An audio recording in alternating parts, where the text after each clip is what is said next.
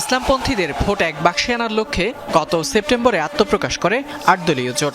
নির্বাচনকে সামনে রেখে গণভোট সহ ৫ দাবিতে বিভাগীয় সমাবেশ সহ ধারাবাহিক কর্মসূচি পালন করে দলগুলো। গত ৮ ডিসেম্বর থেকে আসন ভাগাভাগির আলোচনা চললেও এখন পর্যন্ত চূড়ান্ত সমঝোতা হয়নি। তাই তো ২৭২ আসনে মনোনয়নপত্র জমা দিয়েছে ইসলামী আন্দোলনের প্রার্থীরা, আর ২৭৬ আসনে মনোনয়নপত্র জমা দেয় জামায়াতে ইসলামী। আসন নিয়ে দুদলের দর কষাকষির মধ্যে জোটভুক্ত হয় নতুন করে ৩ দল।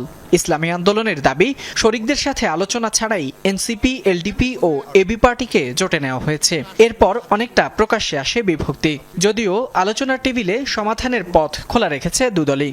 আমাদের মধ্যে একটু ভুল বুঝাবুঝি, মানে কোনো এক দলের হয়তোবা সবাইকে সম্মিলিতভাবে সিদ্ধান্ত নেওয়া উচিত ছিল, হয়তো আমি একক নিয়ে ফেলছি, যেটা অন্য দল বা আমাদের অন্য যারা আছে তারা হয়তো বা এটাকে ভালো চোখে দেখে নাই। এখানে বড় ভাই, ছোট ভাই, মেজো ভাইয়ের কোনো বিষয় নয়। আমরা সবাই একই সাথে আন্দোলন করেছি, কর্মসূচি দিয়েছি, আমরা একই লক্ষ্যে কাজ করে যাচ্ছি। আমরা পরস্পরের প্রতি সম্মান, শ্রদ্ধা রেখেই সহমর্মিতার মনোভাব নিয়ে আমরা কাজ করছি।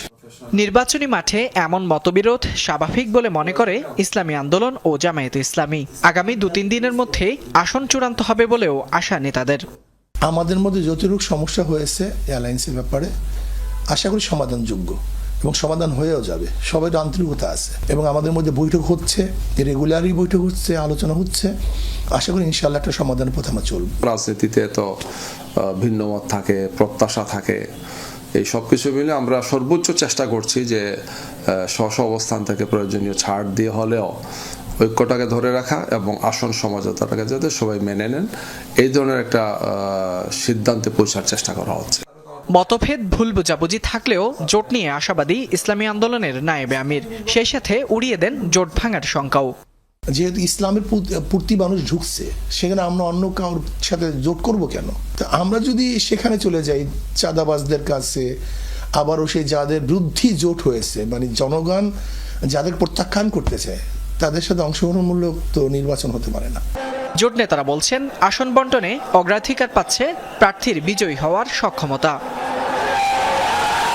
ফয়সাল মাহমুদ, যমুনা নিউজ, ঢাকা।